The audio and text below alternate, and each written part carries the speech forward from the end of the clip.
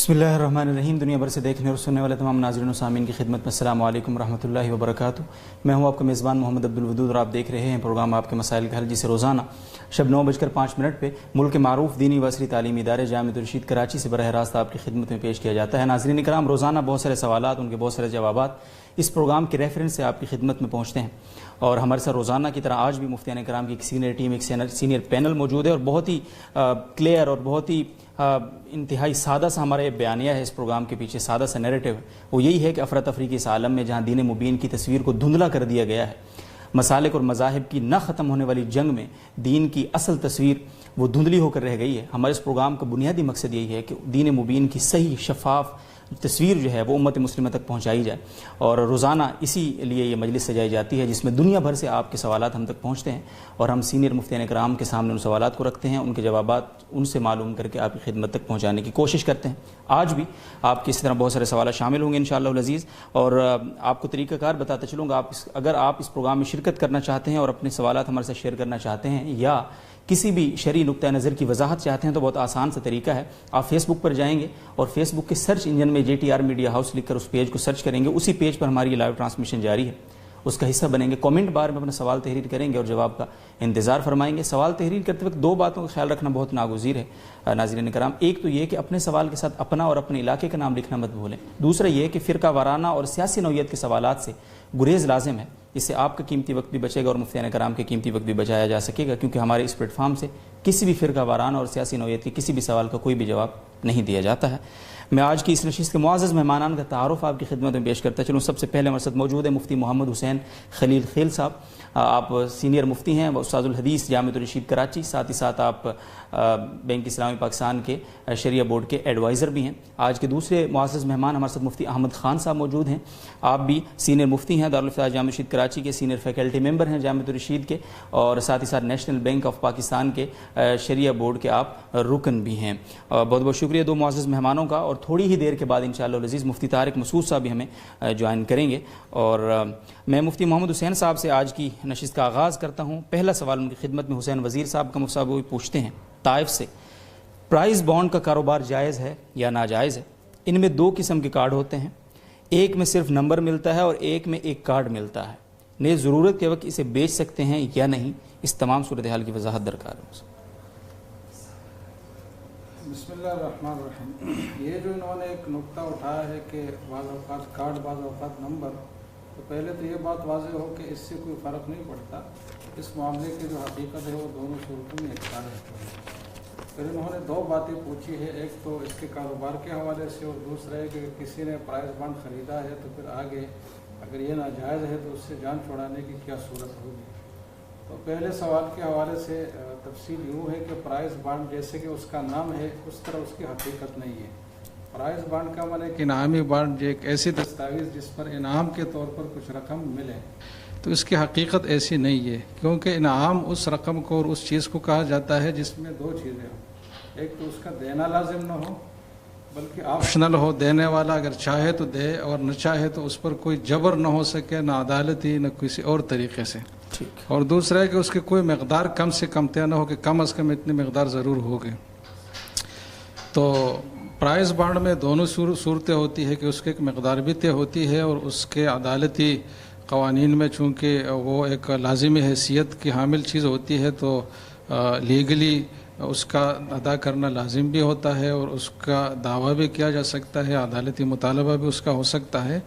तो जैसे कि इसका नाम है उस तरह उसकी हकीकत नहीं है, बल्कि प्राइस बॉन्ड के जो उसूल ज़वाबित है उसको अगर देखा जाए तो उसकी जो हकीकत सामने आती है वो ये है कि ये सूदी मामला है और फिर सूद को क़िमार और जुए के तरीके से तकसीम किया जाता है। यानी मतलब ये है कि हर प्राइस बॉन्ड जो होल्डर है उसके लिए तय है कि इसको इस रकम पर इतनी रकम इजाफी मिलेगी, ये तय है। लेकिन ये इजाफी रकम जो हर एक के लिए तय है, इस वजह से जो है सूद है, फिर इस रकम को जमा करके कुरानदाजी के ज़रिए से किसी एक फ़र्द को इन हामिलीन में से जितने भी होल्डर्स हैं इनको दिया जाए, उस फ़र्द को दिया जाएगा जिसका कुरानदाजी में नाम निकले। तो उस कुरानदाजी से उस सूद में जुए की सूरत भी शामिल की जाती है। इस वजह से फ़िक़ही तौर पर यह ताबीर की जाती है कि ये जुए और सूद दोनों का मजमुआ है, इसलिए यह मामला नाजायज़ है। اور حکومت کی چونکہ ایک مجبوری بھی ہے تو ہم یہ نہیں کہہ سکتے کہ کوئی اس صورت نہیں ہے اس مجبوری کو کور کرنے کی. بہت ساری صورتیں خصوصاً جب اسلامک بینک آئے ہیں تو ان کے پاس ایسے پروڈکٹس ہے اور موڈز آف فائنانسنگ ہے جس میں جائز طریقے سے اور اس سے زیادہ آسان طریقے سے حکومت کو سہولت مل سکتی ہے. تو پرائز بانڈ کی سوری طریقے میں جانے کی کوئی ضرورت بھی حقیقتاً نہیں ہے. تو حکم فقہی حوالے سے یہی ہے کہ یہ خرید و فروخت جائز نہیں ہے اور اس پر جو انعام ملتا ہے وہ حقیقت میں سود ہے جس کو انعام کا نام دیا جاتا ہے اور نام سے کسی چیز پر حکم نہیں لگتا، حقیقت کی روح سے لگتا ہے. دوسری بات ان کے سوال کا حصہ ہے کہ اگر کسی نے خریدا ہے تو اس کے حوالے سے سب سے پہلی کوشش تو یہ کرنی چاہیے کہ جس ادارے سے خریدا ہے اسی ادارے کو واپس کر کے اپنی اصل رقم واپس لی جائے. لیکن اگر یہ مشکل ہو تو پھر یہ بھی ہو سکتا ہے کہ اتنی ہی جو اصل پرنسپل اماؤنٹ جو اس کے پیچھے ہے اس کے بقدر کسی اور کو منتقل کرے اور اس سے اتنی رقم لے لے. اگر کسی نے پرائز بانڈ خریدا ہے اور اس کو انعام مل بھی جائے تو اس صورت کا حکم یہ ہے کہ وہ اضافی انعام تو جائز نہیں ہے، جو اصل رقم جو اس نے ادا کی ہے مختلف اقساط میں اس کے بقدر بہرحال اس کے لیے جائز ہے. تو یہ اس حوالے سے تفصیل ہے فقہ. بہت شکریہ مصعب. مفتی احمد خان صاحب، فدا ہمدرد صاحب پوچھتے ہیں سعودی عربیہ سے، سفر کے دوران اکیلا آدمی اذان اور اقامت کر سکتا ہے؟ ہم نے سنا ہے کہ ایسے آدمی پر اللہ فخر کرتا ہے اور فرشتوں سے کہتا ہے کہ اس کے پیچھے صفیں بناؤ. اس پوری بات کی حقیقت کیا ہے؟ دیکھیے، سفر میں اگر کوئی شخص آبادی میں ہے اور آبادی میں جو مسجد ہے اس میں اذان اور اقامت کہی جا چکی ہے، تو اگر یہ شخص اذان اور اقامت نہ کہے تو اس میں کوئی حرج نہیں. لیکن اگر کسی ایسی جگہ میں ہے جہاں پر آبادی نہیں ہے تو وہاں پر اذان بھی کہنی چاہیے اور اقامت بھی کہنی چاہیے. دوسری بات جو انہوں نے پوچھی ہے تو اس کا تذکرہ کسی مستند حدیث کی کتاب میں نہیں مل سکا. بہرحال اذان اور اقامت کی اپنی فضیلت ضرور ہے، اور سفر میں جو سفر کی حالت ہے اس میں انسان بڑی مشقت کی حالت میں ہوتا ہے، اس میں وہ اذان کہہ کر اقامت کہہ کر نماز پڑھے تو یقیناً یہ ایک فضیلت کی بات ہے. لیکن یہ جو بات انہوں نے سوال میں پوچھی ہے یہ کسی مستند کتاب میں نہیں مل سکی. بہت شکریہ مصعب. امام بخش صاحب پوچھتے ہیں قطر سے، اور ان کا سوال بھی آپ کی خدمت میں ہے. میرے ایک معذور بیٹا ہے، میں نے اس کے لیے عمرہ کیا ہے، کیا وہ عمرہ قبول ہوگا؟ دیکھیے، کسی عمل کی قبولیت کے لیے بنیادی طور پر دو شرائط ہیں. ایک تو یہ کہ وہ صحیح نیت کے ساتھ کیا جائے، خالص اللہ تعالیٰ کو راضی کرنے کی نیت سے کیا جائے، اور دوسرا یہ کہ شریعت کے بتائے ہوئے طریقے کے مطابق ہو. تو اگر انہوں نے ان دونوں شرائط کا لحاظ رکھا ہے تو پھر انہیں چاہیے کہ اللہ تعالیٰ سے اس عمرے کی قبولیت کی امید رکھیں. جی جزاکم اللہ صاحب، بہت شکریہ. مفتی محمد حسین صاحب رحیم خان صاحب پوچھتے ہیں ابو ظہبی سے، اور پوچھتے ہیں جی کہ ہرجانے کی رقم حلال ہے یا حرام ہے؟ جس کا عدالتوں میں لوگ دعویٰ کرتے ہیں وہ ہرجانہ. ہرجانے کی رقم کو تو نہ مطلقاً حلال کہہ سکتے ہیں نہ حرام کہہ سکتے، اس میں تفصیل کرنی پڑے گی. اور وہ یہ ہے کہ اگر کسی شخص کو ہرجانہ اس وجہ سے دلایا جا رہا ہو کہ اس کا واقعی کوئی نقصان دوسرے فریق نے کیا ہے، کوئی مادی نقصان کیا ہے یا کوئی دوسرا نقصان ایسا کیا ہے جس کو رقم کے بدلے اور رقم کے عوض میں اس کو ایک وزن دی جاتی ہے اور اس کا رقم سے اس کا جو ہے نا وہ عوض ادا کیا جا سکتا ہو، اور رقم سے اس کا عوض عام عرف میں ادا کیا بھی جاتا ہو. تو اگر کسی شخص نے دوسرے کو ایسا کوئی نقصان پہنچایا ہے اور عدالت اس کو ہرجانے کے طور پر رقم دلا رہی ہے تو وہ پھر درست ہے، کیونکہ وہ اس کے ضرر اس کو ایک ایکچوئل لاس ہوا ہے، اس کی کمپنسیشن اور اس کا ایک معاوضہ ہے جو اس کا ایک شرعی حق ہے جو عدالت کے تھرو اس کو مل رہا ہے.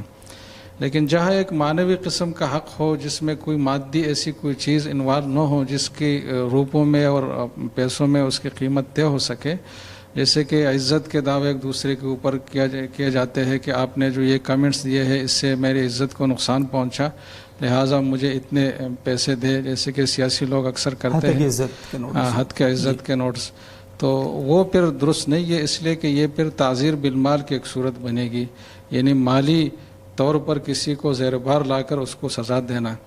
تو شریعت میں اس کی اجازت نہیں ہے تعزیر مالی کی.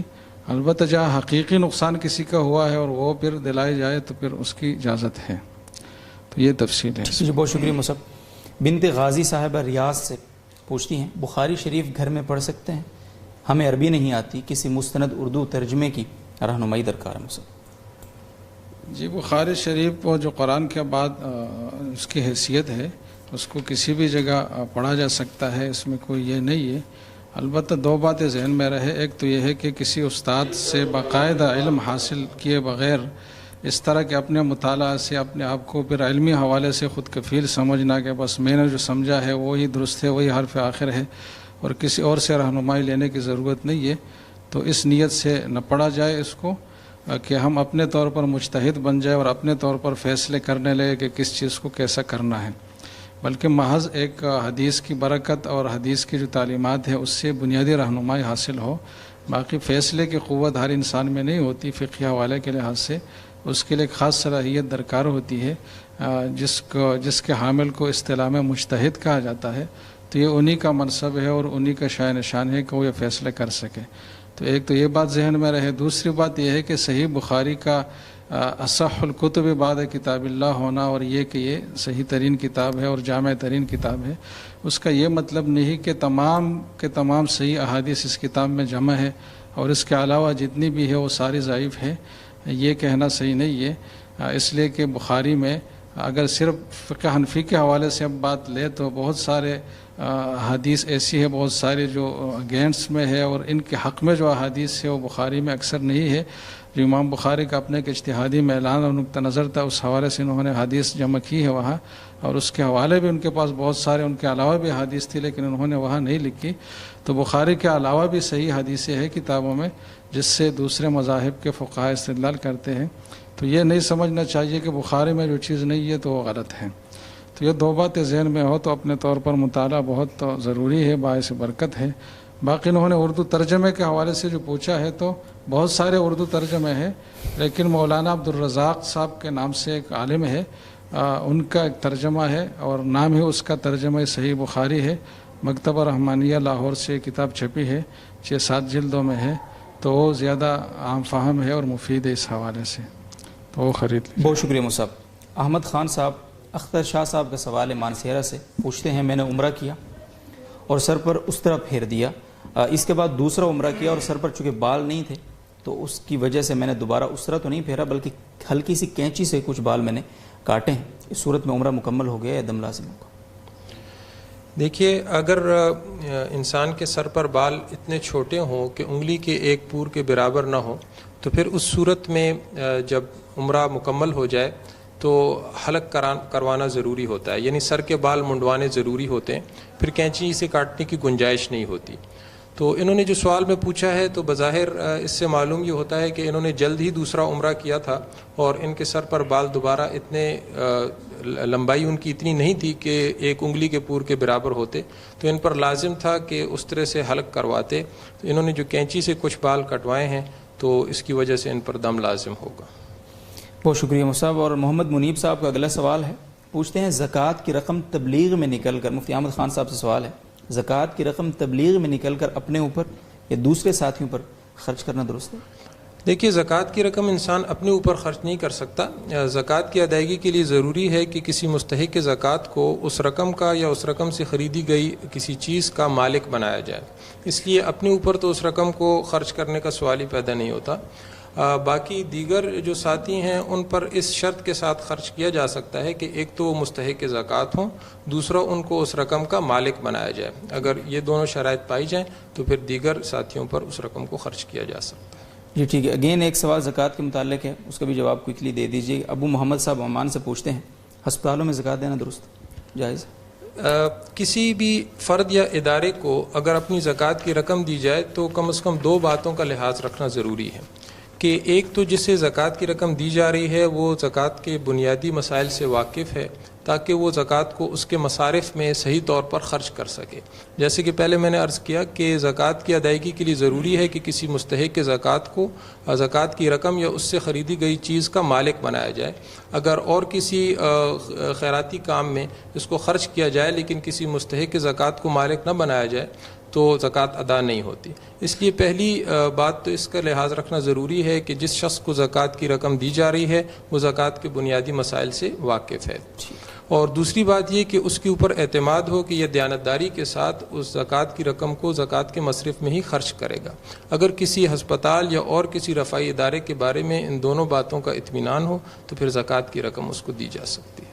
بہت شکریہ مصعب. مفتی محمد حسین صاحب امام بخش صاحب کا سوال ہے قطر سے، پوچھتے ہیں جی میں قطر میں ایک جنگل کے اندر کام کرتا ہوں، وہاں مسجد نزدیک نہیں ہے، تقریباً 1-1.5 گھنٹے کے فاصلے پر مسجد ہے، جبکہ گرمی بھی بہت ہوتی ہے، اس لیے میں جمعہ کی نماز ادا نہیں کر پاتا ہوں۔ اس صورت میں جمعہ چھوڑنے کی اجازت ہے یا نہیں؟ بعض لوگ کہتے ہیں کہ جو 4 جمعے مسلسل چھوڑ دے وہ دین سے خارج ہو جاتا ہے، کیا فرماتے ہیں آپ؟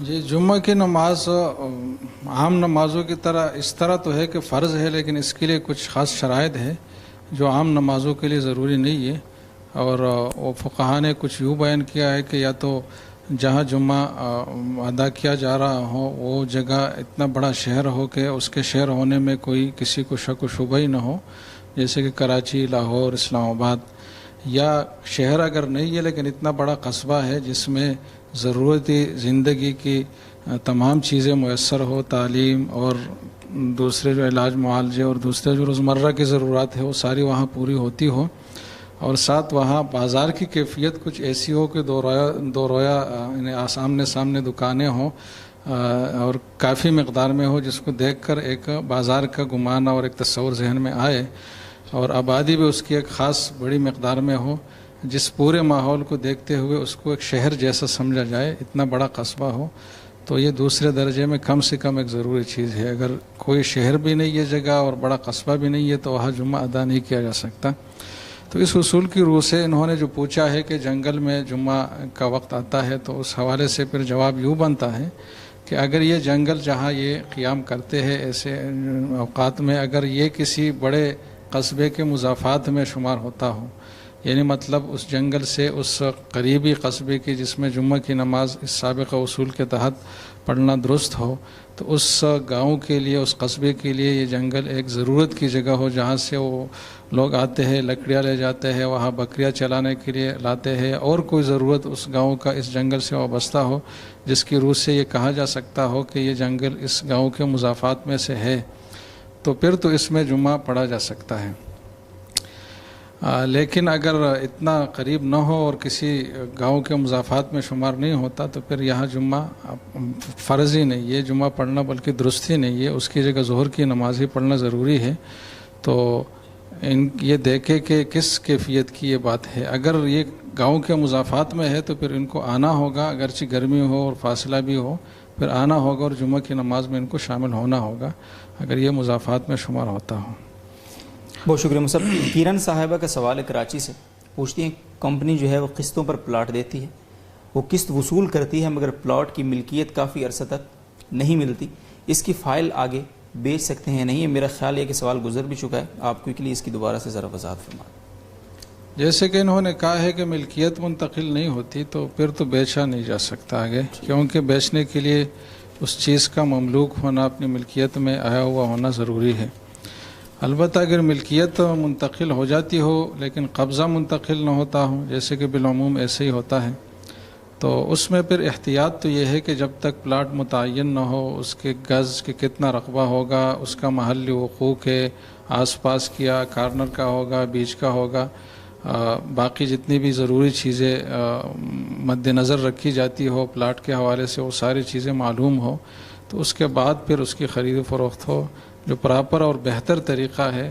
اور معاشی جو آج کل مسائل ہے کہ معاشی جو صورتیں ہیں اور خرید و فروخت کی جو صورتیں ہیں، اس میں بہت زیادہ غیر ضروری اور غیر فطری تیزی لائی جاتی ہے، جس کی وجہ سے قبل از وقت چیزیں بہت زیادہ مہنگی ہو جاتی ہے اور عام لوگوں کے لیے وہ قابل وصول نہیں رہتی۔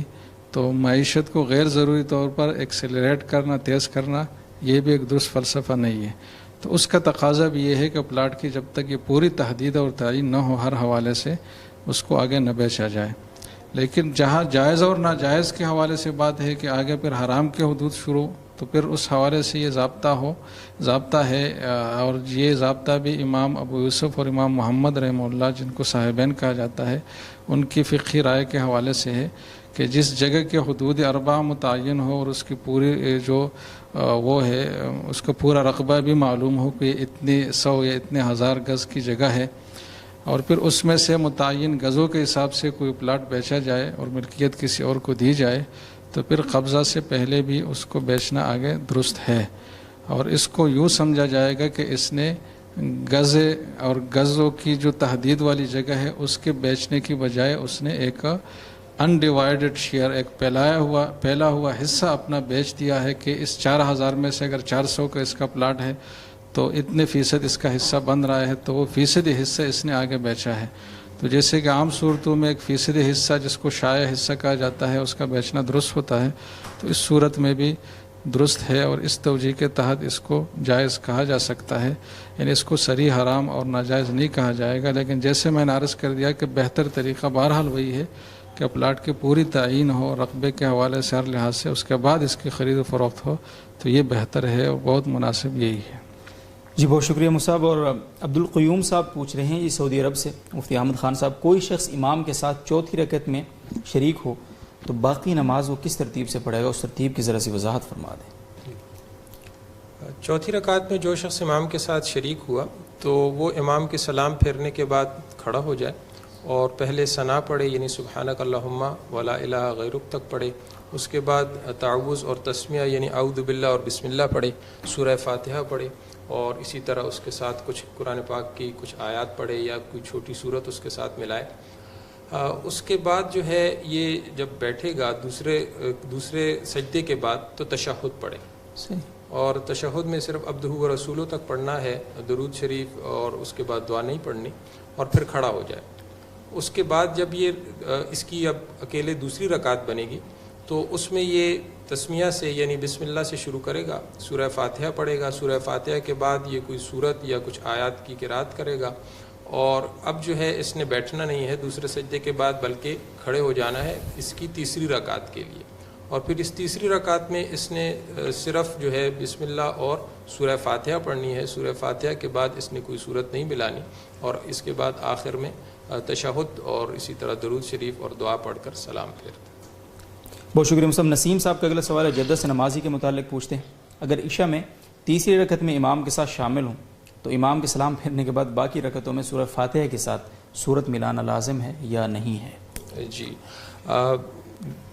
अब ये शख्स जब अपनी 2 रकात पढ़ेगा तो इसमें सूरह फातिहा के साथ सूरत मिलाना इस पर लाजिम होगा। ठीक है। मशहूद खान साहब का अगला सवाल कराची से आप ही की खिदमत में है। उनका सवाल भी, रोज़े की हालत में हजामा कर सकते हैं?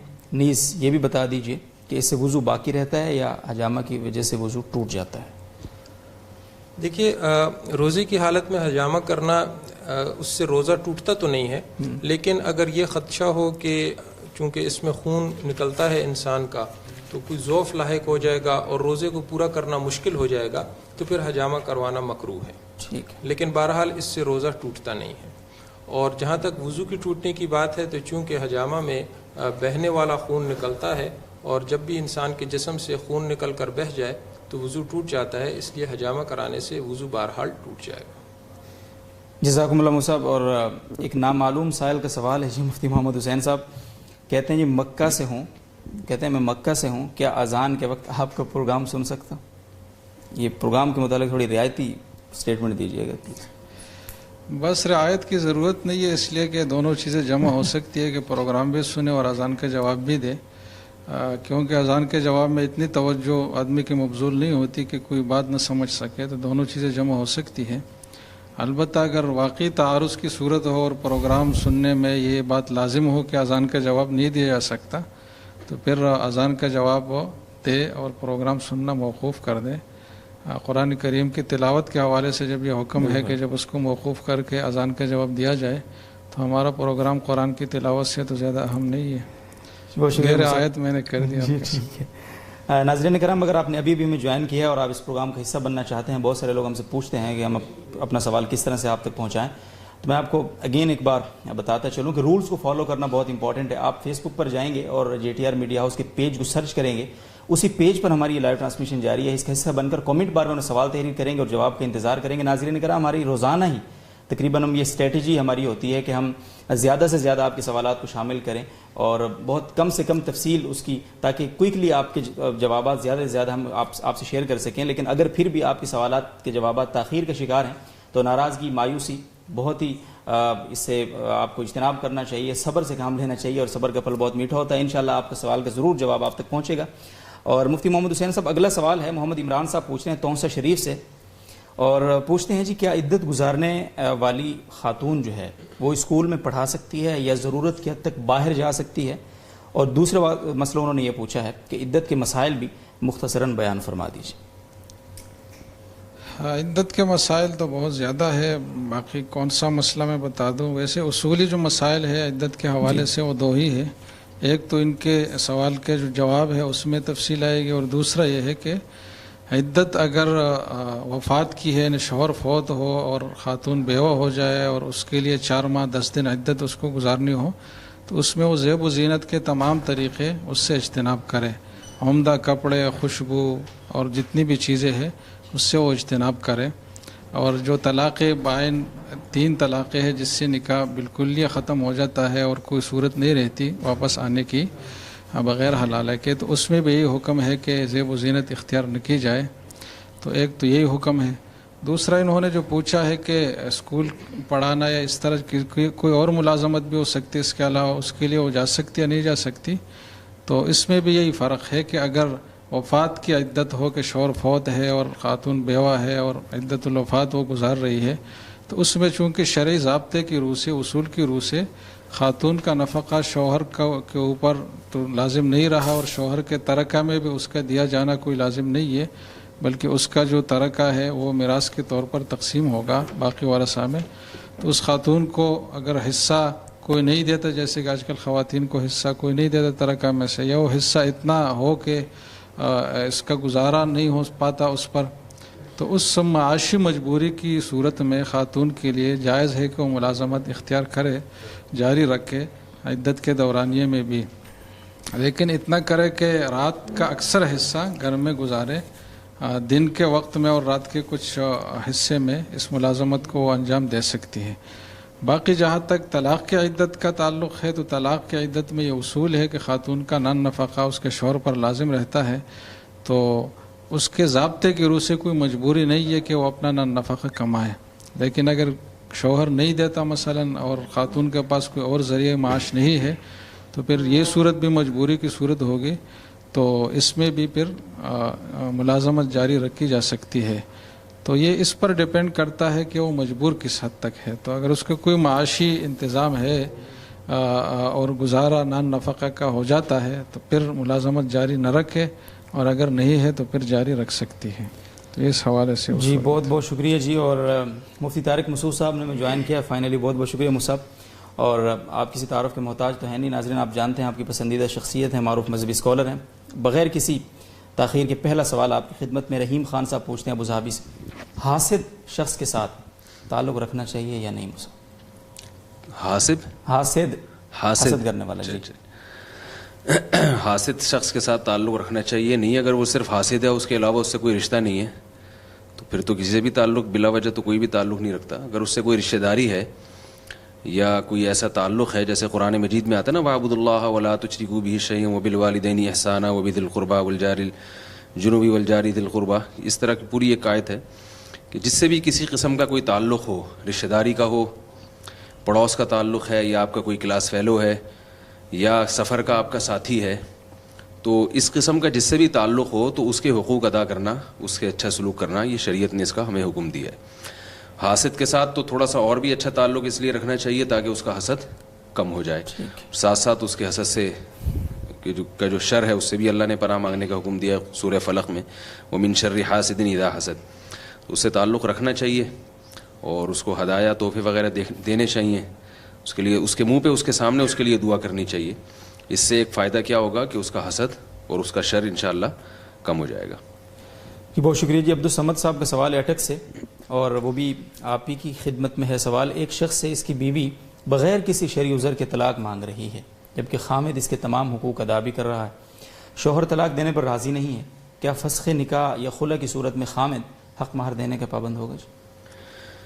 اگر عورت اس سے طلاق مانگتی ہے، خلع بھی ایک اصل میں طلاقی کے مطالبے کو کہا جاتا ہے، تو شوہر کے لیے پھر ایسی صورت میں یہ جائز ہے کہ وہ عورت یعنی وہ یہ کہے کہ میں اس شرط پہ تمہیں خلع دوں گا یا تمہیں طلاق دوں گا کہ تم مجھے مہر جو ہے وہ معاف کر دو، یعنی جب تک یہ ایسی تصریح نہیں ہوگی تو مہر معاف نہیں ہوگا۔ ہاں یہ ضرور ہے کہ ایسی صورت میں مہر معاف کروانا جائز ہے، یعنی شوہر مشروط کر سکتا ہے اس کے ساتھ کہ بھئی میں جب تک نہیں دوں گا جب تک مہر معاف نہ کرو۔ یہ اس صورت میں ہے کہ جب قصور عورت کا ہو یعنی بلا وجہ مانگ رہی ہو. اگر قصور مرد کا ہے تو پھر اس کے لیے یہ جائز نہیں ہے کہ وہ عورت سے زبردستی مہر معاف کروائے. جزاکم اللہ صاحب. اور اگلا سوال ہے جی محمد ممتاز صاحب کا ہندوستان سے, اور مفتی احمد خان صاحب کی خدمت میں سوال ہے. غسل مکمل فرائض کے ساتھ کیا ہے مگر وضو نہیں کیا, اس حالت میں پڑھی گئی نماز درست ہو جائے گی یا نہیں؟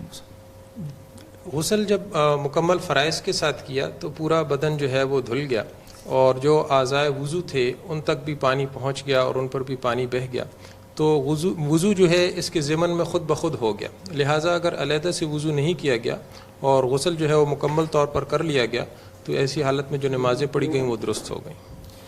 جزاکم اللہ جی. لبنہ خان صاحب لاہور سے پوچھتی ہیں کیا عورت محرم مرد کے بغیر اپنی والدہ یا بیٹی کے ساتھ خریداری یا کسی اور کام کے لیے گھر سے باہر جا سکتی ہے؟ دیکھیے, عورتوں کے لیے اصل حکم تو یہی ہے کہ بلا ضرورت وہ اپنے گھروں سے نہ نکلیں, اور اسی طرح اگر کسی ضرورت کی وجہ سے نکلنا پڑے تو آج کل کے حالات میں ان کو اپنے ساتھ کسی محرم مرد کو لینا چاہیے اور اس کے ساتھ جانا چاہیے. لیکن اگر کوئی ایسی ضرورت ہو کہ محرم مرد اس وقت ان کے ساتھ نہ جا سکے اور انہیں کسی ضروری کام سے جانا ہو تو اور کسی فتنے کا اندیشہ نہ ہو, اس بات کا بھی لحاظ رکھنا ضروری ہے, تو اپنی والدہ یا اپنی بیٹی کے ساتھ مکمل باپردہ طور پر عورت باہر جا سکتی ہے. ٹھیک ہے جی, بہت شکریہ مصعب. عبدالحق صاحب کا خضدار سے اگلا سوال ہے جی مفتی محمد حسین صاحب. ایک عورت بیوہ ہو گئی ہے مگر وہ سرکاری ملازمہ ہے, اس کو عدت گزارنے کے لیے سرکاری چھٹی نہیں ملی ہے اتنی زیادہ, خطرہ ہے کہ اسے نوکری سے نکال دیا جائے گا اگر وہ مسلسل چھٹی پہ رہی, اس صورت میں کیا حکم ہے؟ عدت پوری کرے یا نوکری کو بچائے, کیا کرے؟ بس پہلے سوال کے ضمن میں نے جو تفصیل عرض کر لی اس میں اس سوال کا جواب بھی آیا کہ چونکہ یہ وفات کی عدت ہے کہ بیوہ ہو گئی ہے اور اس کا نان نفقہ اصولی لحاظ سے خود اس کے اپنے اوپر ہے, تو اس کے لیے جائز ہے کہ ملازمت جاری رکھے. اور عام طور پر ملازمت کے جو اوقات ہوتے ہیں وہ ایسے نہیں ہوتے جس میں رات کا اکثر حصہ بھی ملازمت میں مشغول ہو, لیکن پھر بھی یہ بات سمجھ لے کہ رات کا اکثر حصہ گھر میں بہرحال گزارنا ضروری ہے. اس کے علاوہ جو اوقات ہے دن کے اوقات یا کچھ رات کے اوقات اس میں ملازمت کی جا سکتی ہے, تو ان کے لیے کوئی پریشانی کی بات نہیں ہے. شرعی حوالے سے ان کو اجازت ہے کہ اس ملازمت کو جاری رکھیں.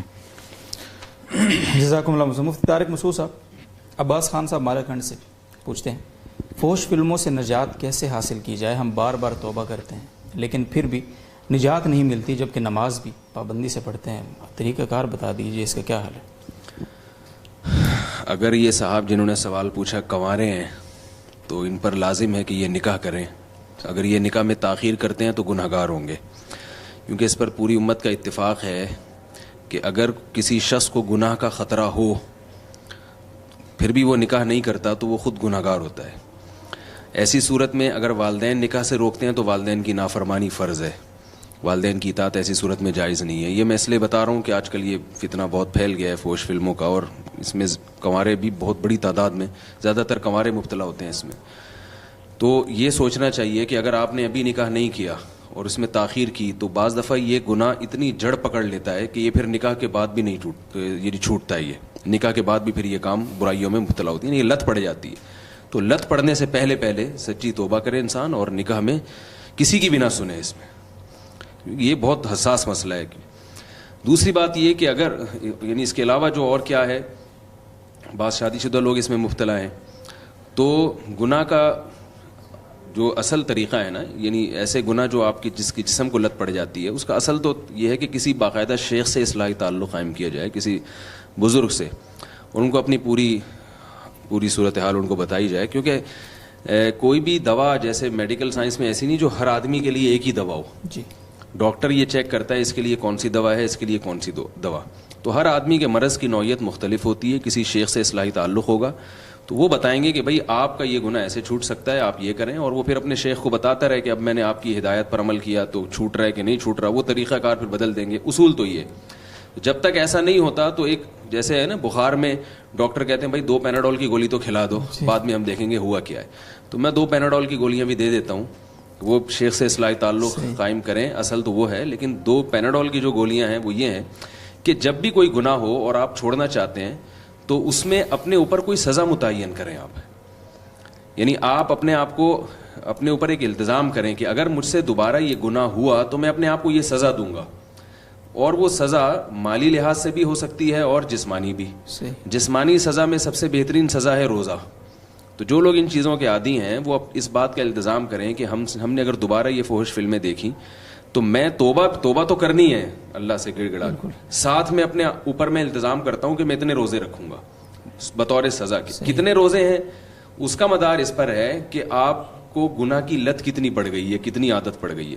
تو علماء نے ایک اصول بیان کیا ہے کہ اتنی سخت سزا بھی نہ ہو کہ وہ گناہ چھوڑنا آسان ہو اور وہ سزا جو ہے نا اس کا اپنے اوپر نافذ کرنا وہ اور مشکل ہو جائے. تو اتنا اگر حوصلہ ہوتا تو گناہ ہی نہ چھوڑ دیتا پھر ایسا آدمی. تو سزا بہت سخت بھی نہیں ہونی چاہیے کہ وہ سزا اپنے اوپر نافذ کرنا ہی آپ کے لیے بہت مشکل بن گیا, اور سزا اتنی ہلکی بھی نہیں ہونی چاہیے کہ آپ کو کوئی سزا ہی نہ ہو, یعنی اس کو آپ سزا کا احساس ہی نکل جائے آدمی کا, یار یہ 5 روپے صدقہ کر دوں گا تو کوئی بات نہیں, روزانہ 5 روپے صدقہ کرتے رہو اور یہ دیکھتے رہو. تو سزا ایسی ہونی چاہیے. وہ ہر آدمی کے حالات مختلف ہوں گے, تو آپ اپنے حالات کو خود سوچ کے اللہ سے توبہ بھی کریں, اور پھر یہ بھی کہیں کہ اگر دوبارہ مجھ سے گناہ ہوا تو میں اتنے روزے رکھوں گا اور کچھ اتنے پیسے میں صدقہ کروں گا, تاکہ تھوڑی سی نفس کی دھنائی ہو. جب نفس کو چانٹے پڑیں گے, تھپڑ پڑیں گے, تو انشاءاللہ اس کو تھوڑی سی عقل آئے گی. یہ ویسے یہ اصلاحی تعلق نکاح کے بعد کا مشورہ ہے نا, آپ ہی کا بیان ہے. نہیں, نکاح سے پہلے اصلاحی تعلق قائم کریں, مگر شادی کرنے سے پہلے شیخ سے مشورہ نہ کریں. شادی کر کے بولیں شادی تو میں کروں گا, کیونکہ بعض دفعہ ایسا ہوتا ہے کہ بعض مشائخ نکاح سے روک دیتے ہیں کہ بھئی آپ ابھی سلوک کے منازل طے کریں. تو نکاح تو شریعت کا حکم ہے, وہ تو کسی شیخ سے نہیں پوچھنا آپ نے, وہ تو کرنا ہے. باقی یہ منازل طے کرنے کے لیے پھر شیخ صاحب انشاءاللہ آپ کو بتائیں گے. جی بہت شکریہ موسیٰ صاحب. اور آپ ہی سے اگلا سوال ہے, موسیٰ خان صاحب پوچھ رہے ہیں ریاض سے, آپ ہی کی خدمت میں سوال ہے. ایک امام کے پیچھے طویل عرصے سے نماز پڑھتے رہے, مگر بعد میں پتہ چلا کہ امام صاحب جو ہے نا جی وہ جرابوں پہ مسح کرتے تھے. گزشتہ نمازوں کا کیا حکم ہے اور آئندہ کیا کرنا چاہیے؟ اگر یہ بالکل عام جرابیں ہیں جو ہم ساکس جو پہنتے ہیں, تو دیکھیں پتہ یہ چلا کہ جرابیں مسح کرتے تھے, تو یقینی طور پر 100% اگر پتہ چلا ہے نا کہ یہ واقعی جرابوں پہ مسح کر کے نمازیں پڑھائی ہیں. میں یہ کہتا ہوں کہ یہ پتہ کیسے چلا ان کو, اور تفتیش کرنے کی بھی ضرورت نہیں ہے. امام نے اگر جرابوں پہ مسح کر کے نماز پڑھائی ہے تو آپ کو بتائے گا تھوڑی کہ میں جرابیں پہ مسح کرتا ہوں. آپ یہ فرض کر لیں کہ ہو سکتا ہے ویسے ہی یعنی وضو کر کے یہ جراب پہن کے آتے ہوں, تو ہمیں شریعت نے تفتیش میں اس طرح سے تفتیش کی اجازت نہیں دی ہے. لیکن اگر پھر بھی یقینی طور پہ پتہ چل جائے تو وہ نمازیں لوٹانی پڑیں گی, کیونکہ یہ جو عام طور پہ جو آج کل جرابوں پہ جس قسم کی جرابوں میں مسح کیا جا رہا ہے, یہ کسی بھی ائمہ مجتہدین میں کوئی ایک فقیہ بھی ایسا نہیں ہے جس کے نزدیک یہ جائز ہو. حدیث میں جو خفین کا لفظ آتا ہے وہ اس کا اطلاق اس پر نہیں ہوتا. ٹھیک ہے, جزاکم اللہ موسیٰ. اور مفتی احمد خان صاحب, محمد احمد صاحب ہی کا سوال ہے جی, آپ کے ہم نام ہیں, جہلم سے پوچھتے ہیں میت کو غسل دینے کا کیا طریقہ ہے؟ ان کے سوال کا جواب کافی تفصیل طلب ہے, لیکن میں مختصراً عرض کرتا ہوں کہ جس وقت میت کو غسل دینا ہو تو پہلے تو اس کے سطر کے اوپر ایک قدر موٹا کپڑا ڈال دیا جائے, اور پھر اس کے باقی کپڑے اتار دیے جائیں. اس کے بعد جو ہے جو غسل دینے والا ہے اپنے ہاتھ پر کوئی دستانہ یا موٹا کپڑا لپیٹ کر اس کو استنجا کروا دے. اس کے بعد اس کو وضو کروایا جائے, لیکن اس کا خیال رہے کہ منہ اور ناک میں پانی نہ ڈالا جائے. البتہ اگر اس شخص کی وفات ایسی حالت میں ہوئی تھی کہ اس پر غسل فرض تھا تو پھر کسی روئی کو تر کر کے بھگو کر اس کے ناک اور منہ میں پانی ڈال دیا جائے, اور اسی طرح اس کے ناک, منہ اور اسی طرح کانوں میں کوئی روئی ڈال دی جائے تاکہ آگے غسل کے دوران ان میں پانی نہ جا سکے. اس کے بعد اس کو بائیں کروٹ پر لٹایا جائے اور 3 دفعہ اس کے اوپر پانی ڈالا جائے تاکہ وہ پانی نیچے تک پہنچ جائے. پھر اس کو دائیں کروٹ پر لٹایا جائے اور 3 دفعہ پانی ڈالا جائے. اس کے بعد اس کو تھوڑا سا ٹیک لگا کر بٹھا دیا جائے اور تھوڑا آہستگی سے اس کے پیٹ کو ملا جائے. اگر جسم سے کوئی نجاست خارج ہو تو اس کو صاف کر دیا جائے, صرف اسی کو دھو دیا جائے, دوبارہ سے کوئی وضو یا غسل دہرانے کی ضرورت نہیں ہے. اس کے بعد بہتر یہ ہے کہ اس کو دوبارہ بائیں کروٹ پر لٹا کر کافور ملا ہوا پانی 3 دفعہ اس کے اوپر ڈال دیا جائے. اس طرح اس کا غسل پورا ہو جائے. جی بہت شکریہ, جزاکم اللہ صاحب. محمد گلستان صاحب پوچھ رہے ہیں جی مانسیرا سے, مفتی محمد حسین صاحب سے, والد اپنے بیٹے کے مہر 20,000 کے بدلے نکاح فارم میں ایک پلاٹ لکھ دیتا ہے, بعد میں کہتا ہے کہ پلاٹ باقی بچوں کا بھی ہے کیونکہ اس کا قیمتی سرمایہ یہی ہے. 20 سال بعد وہ فوت ہوتا ہے اور اس کی اولاد کا اختلاف ہوتا ہے. لڑکی کہتی ہے کہ پلاٹ میرا ہے, نکاح فارم پر سسر صاحب کے سائن بھی موجود ہیں, جبکہ دیور کہتے ہیں یہ ہمارا حق ہے. کیا کریں؟ 20 سال تک مہر ہی نہیں دیا جی مصعب کے. بس یہ تو ایک عمومی ظلم ہے خواتین کے ساتھ جو مختلف مظالم ہیں، اس میں یہ بھی ہے کہ مہر لکھوا تو دیتے لیکن دیتے نہیں ہیں پھر تو یہ بات غلط ہے. باقی جو مسئلہ انہوں نے پوچھا ہے تو اصولی بات یہ ہے کہ نکاح کی صورت میں شوہر پر ہی مہر لازم ہوتا ہے، اس کے والد پر نہیں ہوتا. ٹھیک ہے. تو اس صورت میں جو 20,000 مہر طے ہوا ہے یہ شوہر کے اوپر واجب الادا ہے اور بیوی کا ایک حق ہے. اب اس 20,000 کے متبادل کے طور پر جب سسر نے اپنے بیٹے کی طرف سے اس 20,000 کے بدلے پلاٹ کا معاملہ کیا کہ پلاٹ خاتون کو دے دیا اور خاتون نے بھی اس کو قبول کر لیا اور سائن بھی ہو گیا اور رضامندی سے سارا معاملہ مکمل ہو گیا، تو یہ ایک نیا معاملہ ہے، خرید و فروخت کا معاملہ، جس میں گویا کہ سسر کا پلاٹ اس خاتون نے خریدا ہے اس 20,000 کے بدلے جو اس کے بیٹے پر لازم تھے. تو یہ خرید و فروخت کا ایک نیا معاملہ ہوا ہے اور مکمل بھی ہو چکا ہے، لہٰذا یہ پلاٹ اب اس خاتون ہی کا حق ہے. اگرچہ اس کی مالیت 20,000 سے اس وقت بھی زائد ہو جس وقت یہ معاملہ ہوا تو اس سے کوئی فرق نہیں پڑتا، تو یہ اس خاتون کا حق ہے. باقی جو دیور وغیرہ حضرات ان کا جو دعویٰ ہے یہ شرعی حوالے سے کوئی ویلیو نہیں رکھتا، کوئی اس کی قبولیت نہیں کی.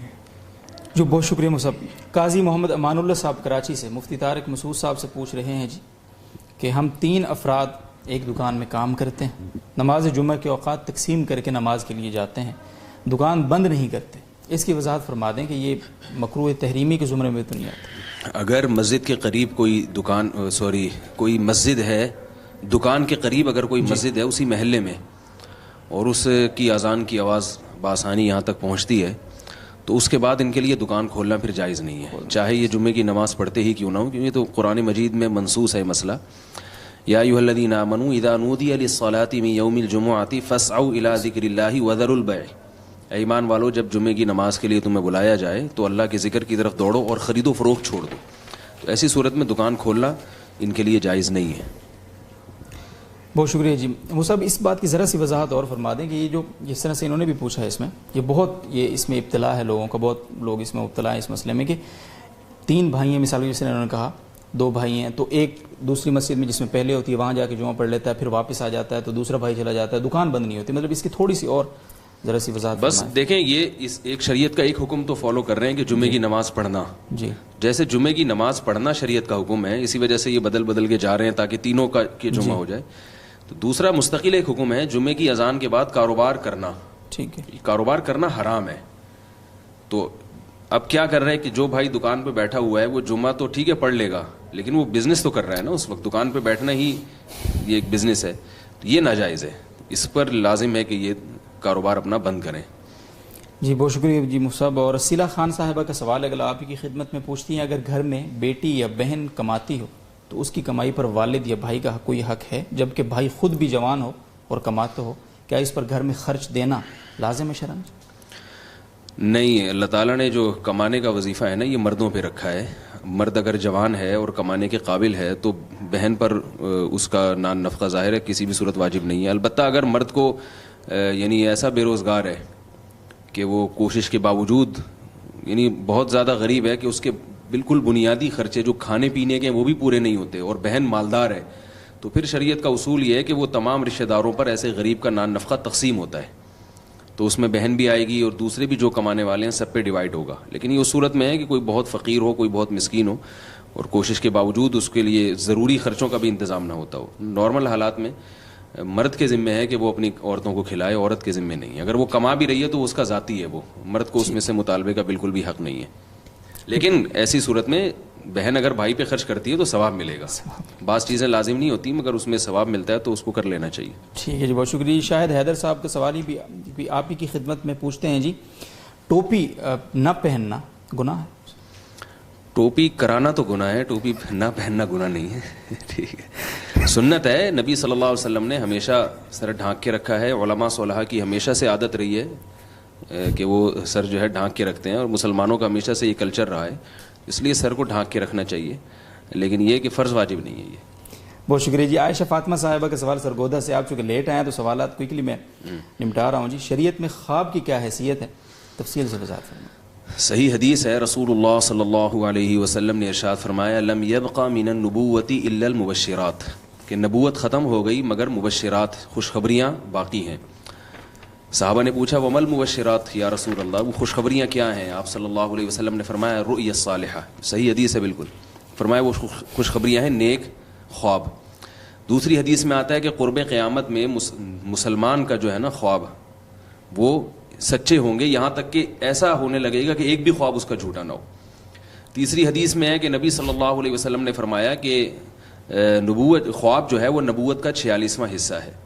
تو ہم ان تینوں حدیثوں کو جمع کرتے ہیں تو ہمیں پتہ چلتا ہے کہ قرب قیامت میں اچھے خواب آنا زیادہ شروع ہوں گے مومن کو۔ مومن سے مراد فرد کامل یعنی نیک لوگ۔ تو خواب کی اتنی حیثیت ہے کہ وہ نبوت کا 46واں حصہ ہے، اس میں صداقت کا امکان ہوتا ہے لیکن وہ شرعی حجت نہیں ہوتا۔ صحیح۔ تو بعض دفعہ ایسے ہوتا ہے کہ آپ جب دین پہ چل رہے ہیں تو معاشرہ آپ کی مخالفت کر رہا ہے تو اللہ تعالیٰ کی طرف سے اچھے خواب آنا شروع ہو جاتے ہیں جس سے آپ کو حوصلہ ملتا ہے، تسلی ملتی ہے۔ تو یہ ہوا ہے، کافروں کو بھی سچا خواب آ سکتا ہے لیکن مسلمانوں کو جو نیک مسلمان ہیں ان کے خواب میں سچائی کا امکان زیادہ ہوتا ہے۔ لیکن وہی بات ہے کہ آج کل کچھ بھی لوگوں کو آ جائے خواب میں اٹھ کے پھر علماء کو بھی پریشان کرتے ہیں، روزانہ ہی ان کو سچے خواب آ رہے ہیں، روزانہ ہی ڈرانے خواب آ رہے ہیں۔ تو اس میں تھوڑا سا معاشرے کو بھی دیکھنا چاہیے۔ میرے پاس جب خواتین کے فون آتے ہیں مجھے سانپ نظر آیا، مجھے چڑیل نظر آئی، تو میں ان سے کہتا ہوں کہ آپ میرڈ ہیں؟ وہ کہتی ہیں ہاں۔ جوائنٹ فیملی میں ہے؟ جوائنٹ فیملی میں کہ وہ آپ کو اصل میں ساس اور نندوں سے جھگڑے رہتے ہیں تو وہ خواب میں کوئی چڑیل بن کے نظر آ رہی ہے، کوئی سانپ بن کے نظر آ رہی ہے۔ بعض دفعہ پیٹ خراب ہوتا ہے تو پیٹ میں جب گیس ہوتی ہے تو ڈرانے خواب آتے ہیں، تو یہ ہوتا ہے، حقیقت ہے۔ تو اس لیے جتنا شریعت نے بتایا ہے 46واں حصہ بتایا ہے، کل وہی نہیں بتایا ہے اس کو، یہ نہیں بتایا کہ 100% ہے، نبوت 100% سچائی ہے، یہ اس کا 46واں حصہ ہے۔ تو اصول یہ ہے کہ اگر اچھا خواب آیا تو اس کو من جانب اللہ سمجھنے میں کوئی حرج نہیں ہے، لیکن اس سے خوش فہمی میں مبتلا نہ ہو اگر آپ کے اعمال خراب ہیں۔ تو پہلے اعمال ہیں اس کے بعد خواب ہے، اور اگر برا خواب آیا تو مایوس ہونے کی ضرورت نہیں، اگر آپ کے اعمال اچھے ہیں تو مایوس نہ ہو، کیونکہ پہلے اعمال ہیں بعد میں خواب ہے۔ یہ جو آپ نے بات فرمائی کہ خواب حجت نہیں ہے شرعن، یہ میرے خیال ہے ایون کہ آپ علیہ الصلوۃ والسلام بھی اس نے مسئلہ بتایا کہ وہ بھی خواب میں آ کے جی نبی صلی اللہ علیہ وسلم بھی خواب میں آ کے اگر کوئی مسئلہ بیان کرتے ہیں تو وہ مسئلہ کی تعبیر نکالی جائے گی، ٹھیک ہے نا، یعنی اس کو ایز اٹ از نہیں لیا جائے گا۔ ہاں اگر وہ علماء اس کی تصدیق کریں کہ بھائی شریعت میں کتابوں میں بھی اسی طرح لکھا ہوا ہے تو پھر اس کو فالو کیا جائے گا۔ بہت شکریہ مصعب۔ سعید صاحب پوچھ رہے ہیں جی مکہ مکرمہ سے مفتی محمد حسین صاحب سے، مصعب یہ بتا دیجیے کیا انٹرنیٹ پر نکاح ہو سکتا ہے؟ بس ہو سکنے کا سوال تو جب ہوگا جب کوئی ضروری چیز ہو، اس کی واقع معاشرے میں ضرورت ہو، تو جب اس کی ضرورت ہی نہیں ہے تو اس حوالے سے جواب کی بھی ضرورت نہیں ہے۔ جب بھی ایسی صورتحال ہو کہ فاصلے ہو درمیان میں اور ایک مجلس میں دونوں اکٹھے نہیں ہو سکتے تو اس کا ایک آسان طریقہ ہے، بے غبار طریقہ ہے کہ کسی کو وہاں وکیل بنایا جائے اپنی طرف سے، اور وکیل کسی بھی ذریعے سے بنایا جا سکتا ہے، شخصی پیغام ہے، فون، انٹرنیٹ، جو بھی ذریعہ ہے، کسی کو وکیل بنایا جائے کہ آپ میری طرف سے نمائندگی کرتے ہوئے نکاح کی مجلس میں حاضر ہو اور میرے بہاف پر میری طرف نسبت کرتے ہوئے آپ ایجاب و قبول کر لیں، تو اس طریقے سے نکاح وکالت کے ذریعہ بھی ہو سکتا ہے۔ تو جب اس کا ایک بے غبار متبادل موجود ہے تو اس طرح کے جو شبہ والی چیزیں ہیں جس میں اشتباہ بہرحال ہے، اس لیے کہ یہ مختلفی مسئلہ ہے جس میں فقہاء اور علماء کا اختلاف ہے اور کسی طرف کو قطعی طور پر درست نہیں کہا جا سکتا، تو یہ اصولی لحاظ سے بھی تقاضا یہ ہے کہ جب بھی ایسی کنٹروورشل چیز ہے جس سے اجتناب بآسانی ممکن ہے تو اس طریقے کو اختیار کیا جائے جو بے غبار ہے۔ تو اس پوچھنے کے بجائے اس کی ضرورت ہی نہیں ہے اور وکیل بنایا جائے تو ہے۔ بہت شکریہ مصعب۔ سفیل الرحمانی صاحب کراچی سے پوچھتے ہیں مونچھوں کو کاٹنا سنت ہے، اس کو بالکل صاف کر دینے کا کیا حکم ہے؟ بعض کہتے ہیں کہ یہ بدعت ہے یا مکروہ ہے، آپ کیا کہتے ہیں؟ 3 درجات ہے، ایک درجہ تو کم سے کم ہے جس کو واجب قرار دیا گیا ہے، اور وہ یہ ہے کہ مونچھوں کے جو کنارے ہیں جس کی وجہ سے لبوں کے کنارے چھپ جاتے ہیں تو ان کو کاٹنا اور لبوں کے کناروں کو واضح کرنا یہ تو واجب ہے، ضروری ہے۔ اگر کوئی اس میں بھی سستی کرتا ہے اور لبیں اس کی چھپ جاتی ہے بالوں کے نیچے، مونچھوں کے نیچے، تو وہ ایک ناجائز عمل ہے، غیر فطری بھی ہے اور غیر شرعی بھی ہے، کیونکہ فطرت کا تقاضا ہے کہ مونچھوں کو برابر کیا جائے اور اس کو سنن فطرت کہا جاتا ہے۔ تو یہ کم سے کم درجہ ہے جو کہ واجب کے درجے میں ہے۔ باقی مونچھوں کو کاٹنا کینچی سے، کسی آلے سے جس میں بالکل منڈانے کی صورت تو نہ ہو لیکن کاٹا جائے اور آخری حد تک کاٹا جائے تو یہ سب سے بہتر طریقہ ہے۔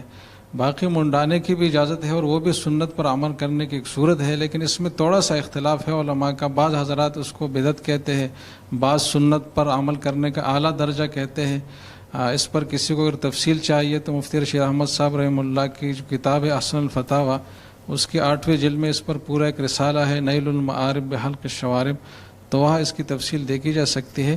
بہرحال یہ ناجائز نہیں ہے، اگر منڈائے جائے تو بھی ناجائز نہیں ہے، بلکہ سنت پر عمل کرنے ہی کی ایک صورت ہے۔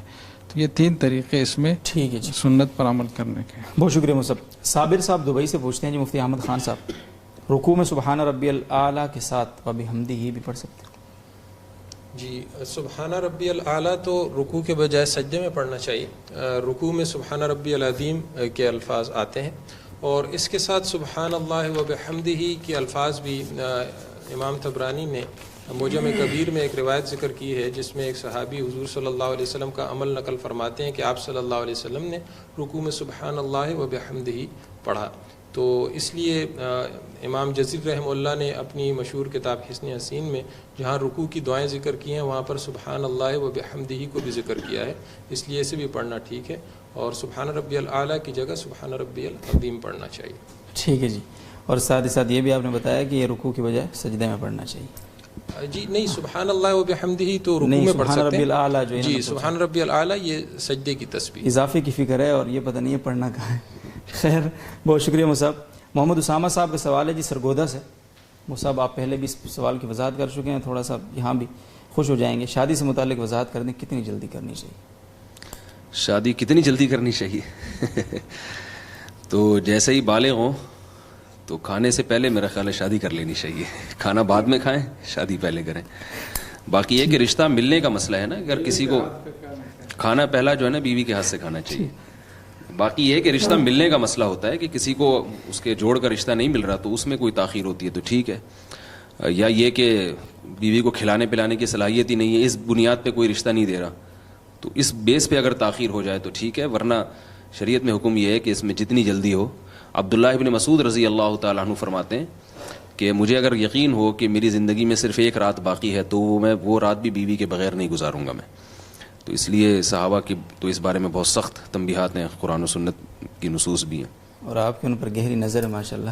قاضی محمد امان اللہ صاحب کا سوال ہے جی کراچی سے، پان، سگریٹ اور گٹکا وغیرہ کا کاروبار کرنا شرعاً کیسے؟ جائز ہے مگر بہت ہی ایک برا سا عمل ہے، کیونکہ قوم کو اچھی چیزوں کا عادی بنائے۔ باقی جائز کراہت، یعنی کراہت کے ساتھ جائز ہے۔ گٹکے کا تو یہاں علماء بیٹھے ہوئے ہیں، وہ زیادہ بہتر بتائیں گے۔ اس میں گٹکے کی تو کینسر کے واقعات اتنے زیادہ آ رہے ہیں، میرا خیال ہے یہ علماء زیادہ آپ کو بہتر بتائیں گے کہ یہ جائز ہے یا نہیں ہے۔ میرا خیال ہے اس کو تو ناجائز ہونا چاہیے، لیکن بہرحال یہ مسئلہ جب تک دارالفتہ سے علماء کی نگرانی میں حل نہیں ہوگا تو میں اس بارے میں، گٹکے کے بارے میں کچھ نہیں کہتا۔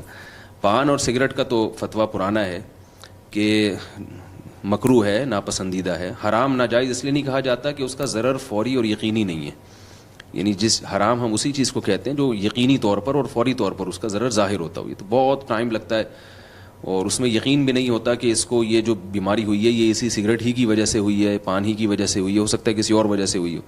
اس لیے اعتدال والے قول بر صغیر کے علماء نے اختیار کیا کہ بالکل حرام نہیں ہے لیکن پسندیدہ چیز بھی نہیں ہے، کراہت سے خالی نہیں ہے، اس لیے اس کو کاروبار بنانا مناسب نہیں ہے۔ ہم اس کی انکم کو حرام تو نہیں کہیں گے لیکن غیر مناسب، ایسے پاکیزہ مال بھی نہیں ہے کراہت کے ساتھ۔ جزاکم اللہ صاحب۔ محمد صفدر صاحب کا سوال ہے جی مسقط عمان سے، مفتی محمد حسین صاحب کی خدمت میں، شافعی یا مالکی امام کے پیچھے حنفی شخص کی نماز ہو جائے گی؟ جہاں ویسے اس کی واقعی ضرورت پڑتی ہے تو یہ سفر کی حالت میں کہ دوسری جگہ آدمی گیا اور حنفی امام نہیں ہے تو شافعی یا مالکی کے اقتداء میں نماز پڑھنا پڑتا ہے، تو اس میں تو کوئی حرج کی بات نہیں ہے، اور آگے جو میں اصول ذکر کروں گا اس کی روح سے بھی وہ درست ہی ہے۔ ویسے اس حوالے سے جو اصولی ضابطہ ہے وہ یہ ہے کہ یہ، اور اس اصولی ضابطے سے پہلے ایک بات ذہن میں رہے کہ یہ جو چاروں مذاہب ہے جو کہ حقیقت میں مکاتب فکر ہے اور ایک ہی اسلام کی تشریح ہے، اور قرآن و حدیث سے ہر ایک کی جڑیں بنتی ہے، اور ہر ایک نے قرآن و حدیث کی تشریح ہی کو اپنا مقصود بنایا ہے اور اس کی روشنی میں ہی احکام طے کیے ہیں۔ تو جتنے بھی احکام ہیں آپس میں اگر کنٹرڈکشن اور تضاد کے حامل بھی ہے تب بھی یہ ایک ہی شریعت کی تفصیلات ہیں، اس لیے کہ شریعت نے اپنے نصوص میں از خود ایسی فلیکسیبلٹی اور ایسی لچکدار کیفیت رکھی ہے کہ جس میں مختلف آراء بن سکیں۔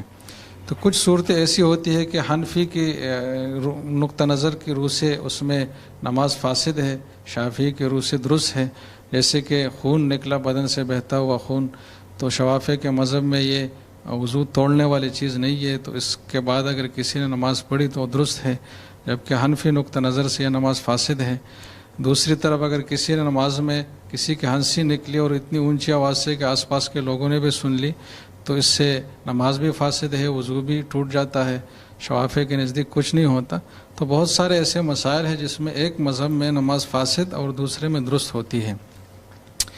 تو اگر کسی امام کے بارے میں یہ یقین ہو کہ یہ ایسے جو اختلاف کی جگہ ہے جہاں ایک مذہب میں فاسد دوسرے میں صحیح، تو اس میں وہ اختلاف کی رعایت رکھتا ہو اور ایسا عمل نہ کرتا ہو جس کی روح سے دوسرے مذہب کی روشنی میں نماز فاسد قرار پاتی ہو، ایسا کچھ نہ کرتا ہو تو پھر ایسے امام کے اقتداء میں جائز ہے۔ اور اگر یہ یقین ہو کہ یہ رعایت نہیں رکھتا تو پھر مکروہ ہے، لیکن پھر بھی الگ نماز پڑھنے سے وہ اس لحاظ سے بہتر ہوگا کہ جماعت چھوڑنا یہ ایک بہت بڑی برائی ہے، اور اس امام کے اقتداء میں نماز پڑھنا یہ اس سے کم درجے کی ایک مکروہ چیز ہے۔ تو جیسے کہ ایک فاسق اور بدعتی کے حوالے سے جو اصول ہے کہ اگر کوئی اور جگہ جماعت نہ ملتی ہو تو اس کی اقتداء میں پڑھی جائے، تو پھر ایسے امام کے اقتداء میں بھی کراہت کے ساتھ پڑھنا جائز ہوگا، الگ پھر بھی نہ پڑھی جائے جماعت، پھر بعد میں لوٹانا ضروری نہیں ہوگا۔ ٹھیک ہے۔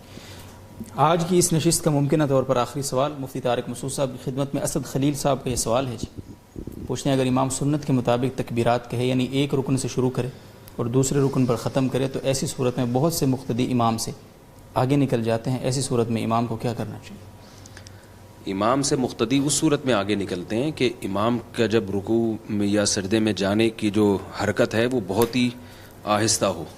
جیسے امام بعض دفعہ بھاری بطن کے ہوتے ہیں تو وہ بہت آرام آرام سے رکوع کی طرف جا رہے ہوتے ہیں، اور جو بزرگ ہوتے ہیں اور جو پیچھے نوجوان طبقہ ہوتا ہے پھرتیلے ہوتے ہیں وہ اٹھا کر کے پہنچ جاتے ہیں۔ تو یہ تو بہت شدید وعید ہے رسول اللہ صلی اللہ علیہ وسلم کی امام سے پہل کرنے پر۔ نبی صلی اللہ علیہ وسلم نے فرمایا اس کو ڈرنا چاہیے کہ اس کا سر کہیں گدھے کا نہ بنا دیا جائے۔